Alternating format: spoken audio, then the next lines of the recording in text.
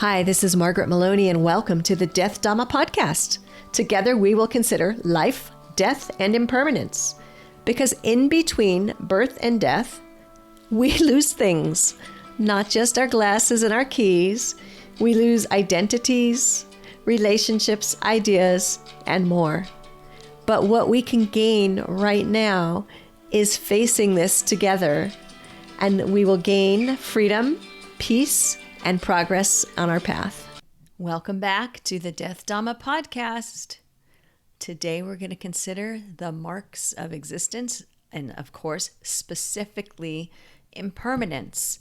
Now, years ago, as part of my Buddhist studies program, I remember one of our professors assigned us to read a book called What Makes You Not a Buddhist? And I approached this book with some trepidation. I didn't know of the book. And I thought, well, this is where I'm going to find out that I'm not really a Buddhist. I'm some kind of Western poser. Now, I thought that because I thought, well, I didn't grow up with Buddhism. I come from a different tradition. I come from a country where Buddhism is not prevalent. I'm not born into it. All these things, right? So we could do a whole other episode on all the selfing that I was engaged in. But so I thought, okay, this is the day I'm going to read this book. It's a quick read. And I'm going to find out that I'm not really a Buddhist. I'm some other thing. But what the book, What Makes You Not a Buddhist, really does is bring us back to the marks of existence, as we call them. In Theravada Buddhism, we tend to refer to them as the 3 marks of existence. And in this book, which was written by a Tibetan Buddhist, there's a 4th mark or 4th recognition, which is often included by other traditions. And I learned that I could actually be a Buddhist after all. Phew! As if a book or any other thing should tell me what I am, right? So that's another lesson. But luckily, those thoughts were impermanent and subject to change. And if reading this book and looking at these ideas helped me, then that was, I guess we could say, a positive impact of impermanence.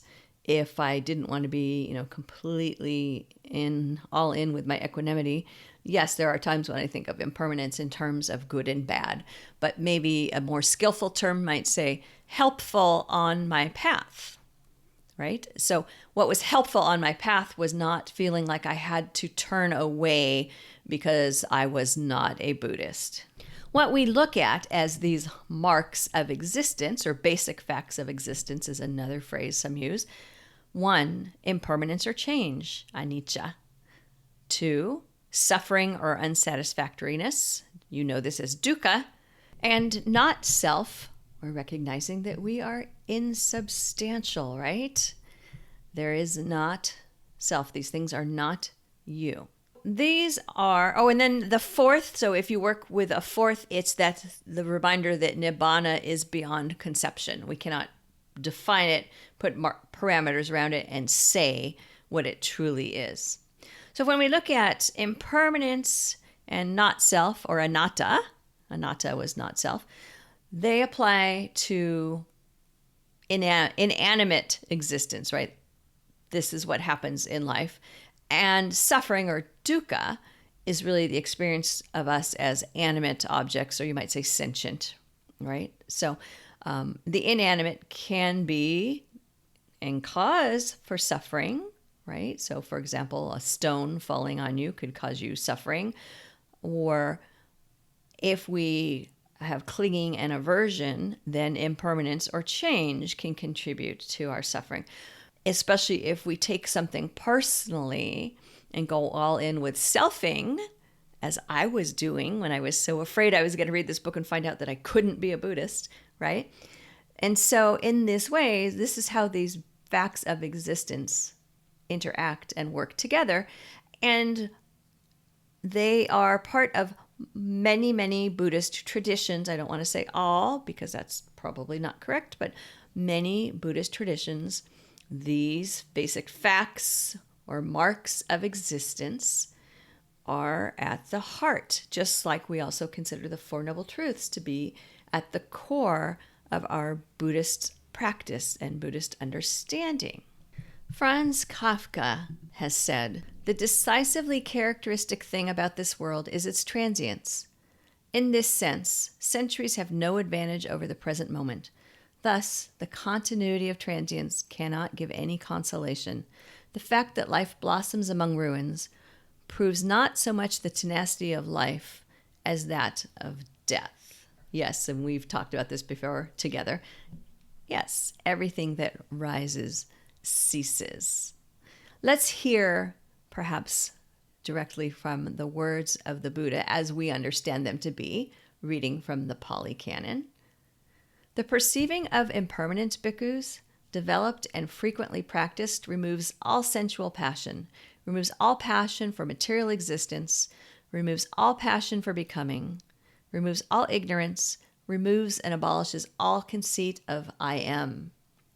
Just as in the autumn a farmer, plowing with a large plow, cuts through all the spreading rootlets as he plows, in the same way, bhikkhus, the perceiving of impermanence, developed and frequently practiced, removes all sensual passion, all passion for material existence, all passion for becoming, all ignorance, removes and abolishes all conceit of I am."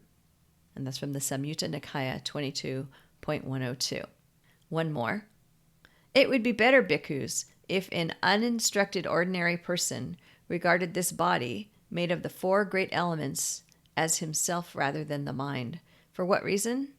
This body is seen to continue for a year, 2 years, 5, 10, 20, 50, 100, even more. But of that which is called mind, a called thought, is called consciousness. One moment arises and ceases, as another continually, both day and night." This is also the Samyutta Nikaya, and that's 12.61. What this shows us is that the importance of the recognition of impermanence to our practice, when we can really recognize anicca and practice and become comfortable, then we can get rid of that selfing. He says, abolishes all conceit. We can get rid of that selfing. And we want to know and remember that what we call the mind, what comes up and rises and ceases in our mind, this is happening all of the time, constantly. In the Mahaparinibbana Sutta, one of the Buddha's final directions to his disciples was impermanent, subject to change are component things, strive on with heedfulness. And then as a reminder, when the Buddha passes away, Sakka, who's the chief of the deities, chief of the devas, utters the following: "Impermanent are all component things. They arise and cease. That is their nature. They come into being and pass away. Release from them is bliss supreme." There's this reminder, how important is impermanence, that one of the last instructions from the Buddha to his monks is to remember impermanence and act accordingly. And then this is reiterated after he passes. You might say that, some would say that this might be the core of his teaching, because it's the basis for the other two characteristics of existence. Putting aside the fourth mark, the fourth concept of nibbana is beyond comprehension. When we look at that there is dukkha and there is not self, impermanence is helping bind those two things together, and the recognition of impermanence is what is helping us to navigate. So understanding impermanence helps us to decrease our suffering when we don't cling or attach, because we know the fact of impermanence. Now at this point you're saying, yeah, easy for you to say, Margaret. Yeah, I get that. This is why we practice, right? But this is part of the core.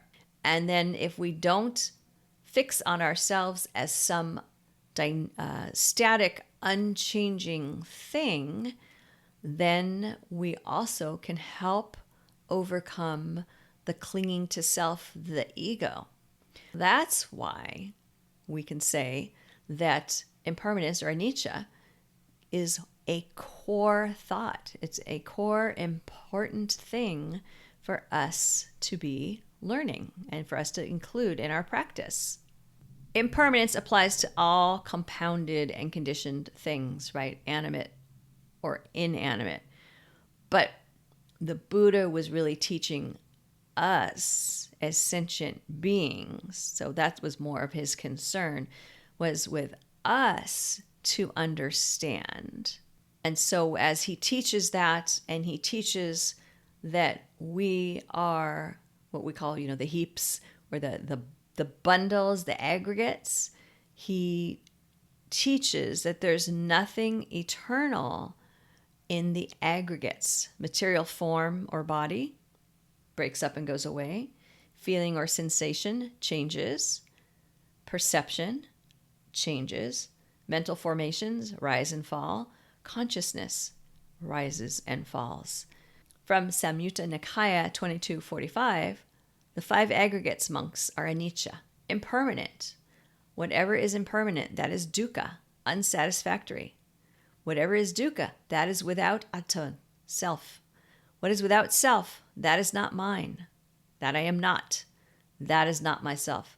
Thus should it be seen by perfect wisdom as it really is. Who sees by perfect wisdom as it really is, his mind, not grasping, is detached from taints. He is liberated.